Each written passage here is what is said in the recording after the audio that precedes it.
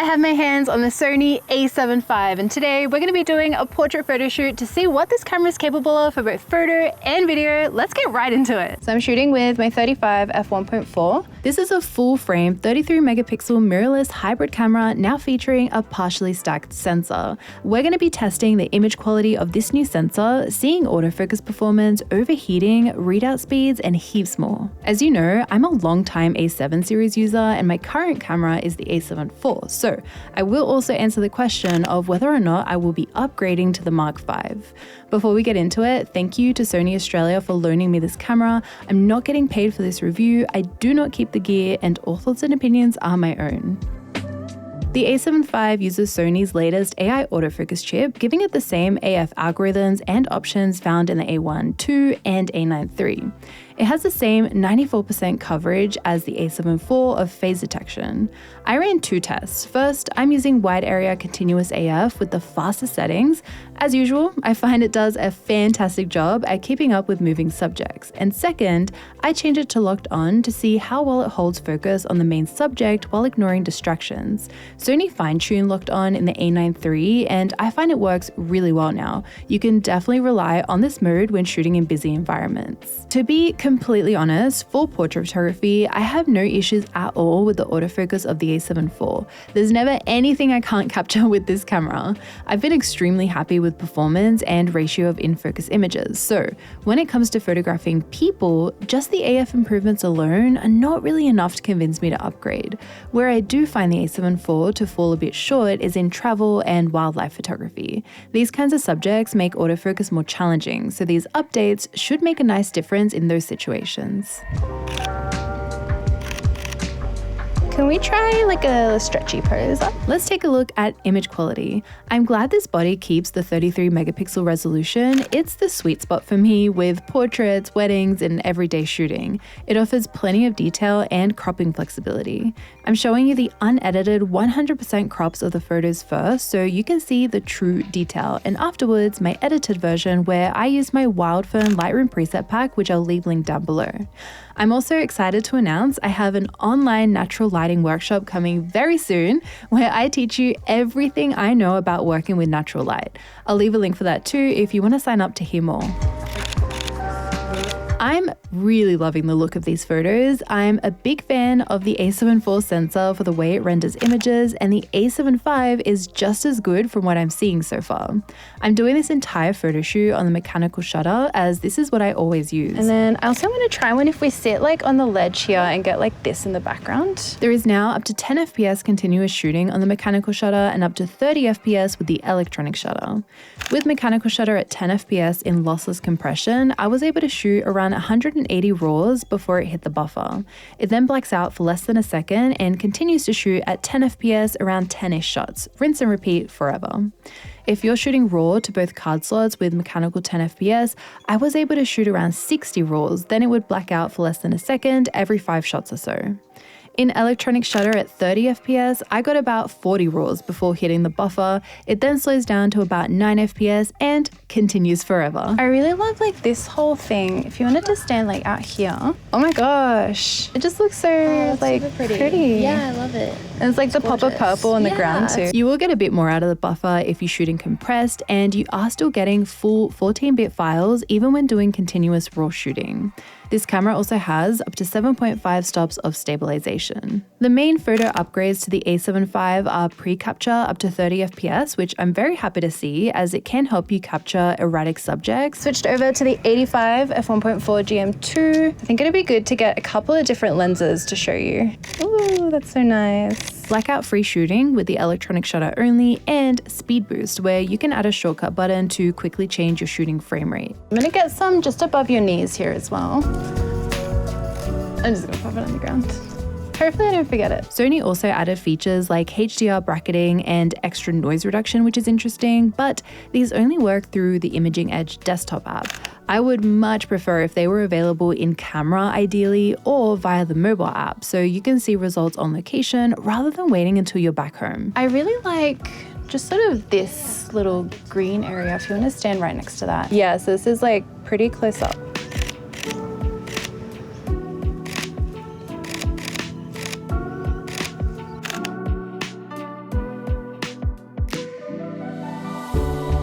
I was thinking, I would really love to get a shot with these purple petals on the ground. If you could crouch just here facing towards that way. And I'm gonna try and shoot from like an up angle down. That works. Could you scoot over here? Because I can still see like the garage a little bit. Yeah, that is perfect. Ah, so cool.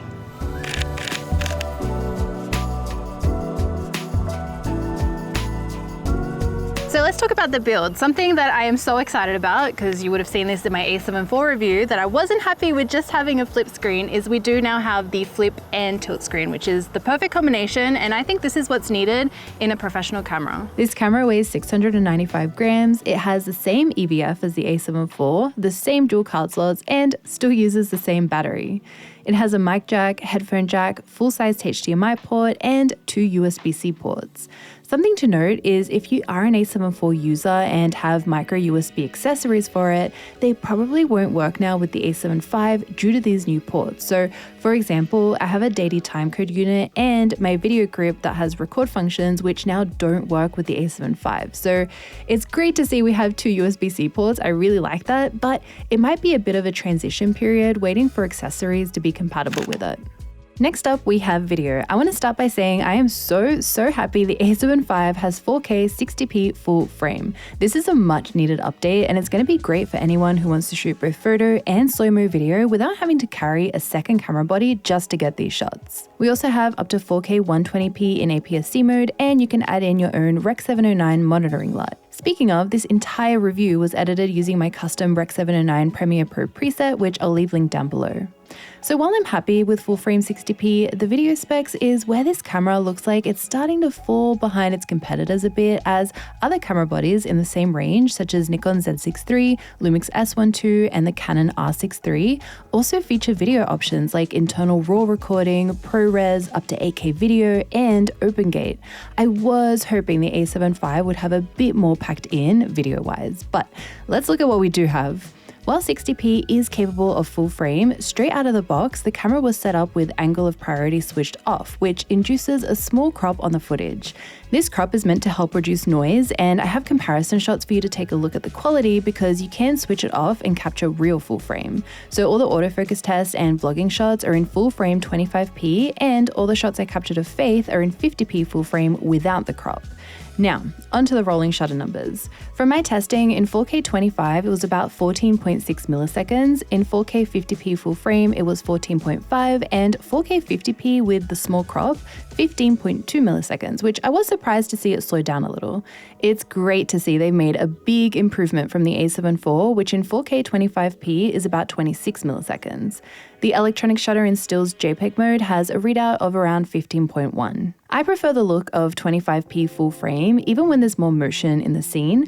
50p full frame looks great for slower shots, but as soon as I start panning the camera, I find that the movement becomes a bit jarring to me. So next up, let's test out the stabilization modes by vlogging. So first up, we have stabilization switched off. I won't record this one too long because we know what that looks like. Next, I have steady shot switched to standard, and I am holding the camera with a Joby right now, so I have that extra point of contact. Whenever I'm testing out IBIS for a camera, I use a Joby, and whenever I'm testing out a lens for vlogging, I use a gimbal. Now we have active steady shot. So this does crop into your footage just a little bit. I am filming all of this on my 16 to 35mm f2.8 GM2. I absolutely love this lens for vlogging, and I've got it on the 16mm end. Last but not least, we have dynamic active steady shot. So this is going to induce the biggest crop out of all of them, but it is going to look the most stable. So I'm still at 16mm and I'm still holding the camera the exact same way I was as the other 3 shots. Let's do a microphone test. So far you've been listening to my lav mic. Now I'm going to switch over to the external microphone of the A7 that I've got attached to the A7 V because there are 2 new audio options. So I've just switched them on. We have the option to turn wind noise reduction on or off and noise cut on or off for both the external and internal microphone. So I'll give you a second to hear what that sounds like, if my voice has changed at all from when I had them off.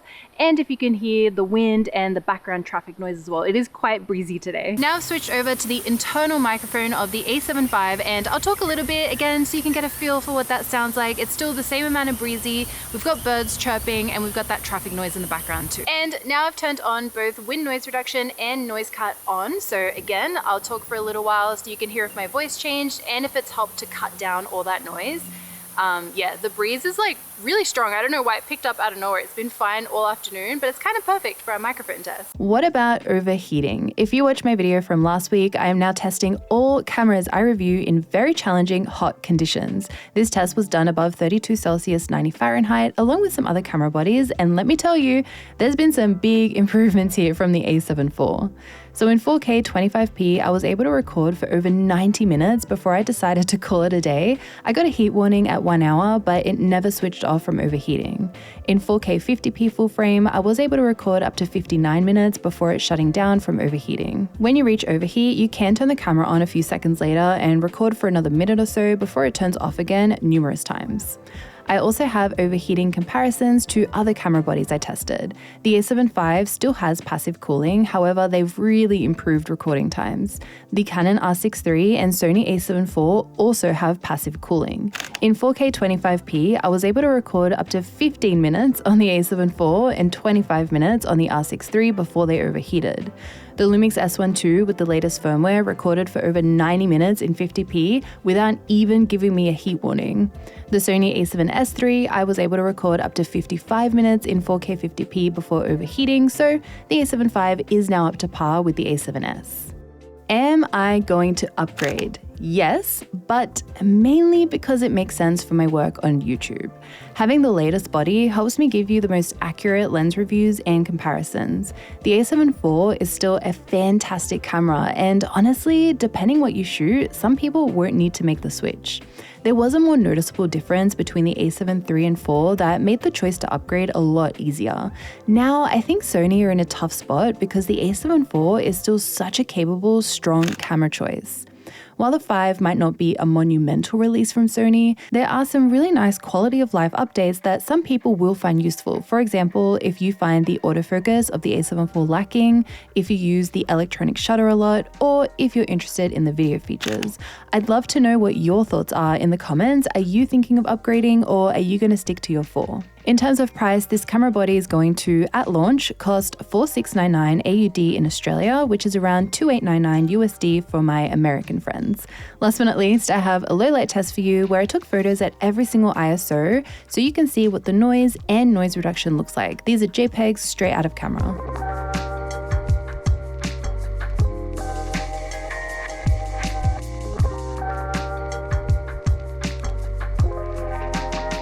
That is all I have for today's review. Let me know what you think in the comments and let me know which ones were your favorite photos. But as always, thank you so much for watching. I make new videos every single week. I'll have more of this coming soon too, and I'll see you all next time. Bye.